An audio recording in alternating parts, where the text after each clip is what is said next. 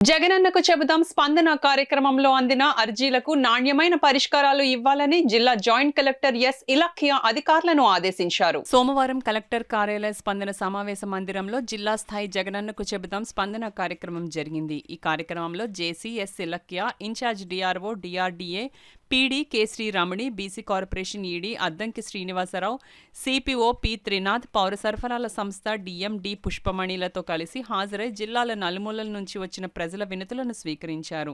ఈ అర్జీలను సత్వరం పరిష్కరించవలసిందిగా ఆయా శాఖల అధికారులకు జాయింట్ కలెక్టర్ ఆదేశాలు జారీ చేశారు.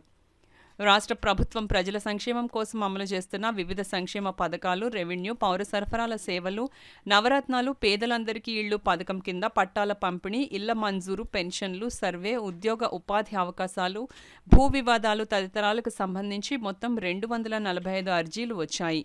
ఈ సందర్భంగా జిల్లా జాయింట్ కలెక్టర్ ఇలఖ్య మాట్లాడుతూ రాష్ట్ర ప్రభుత్వం ప్రతిష్టాత్మకంగా నిర్వహిస్తున్న జగనన్నకు చెబుదాం కార్యక్రమంలో అందిన ప్రతి వినతిని క్షుణ్ణంగా పరిశీలించి నాణ్యమైన పరిష్కారం ఇవ్వాలన్నారు.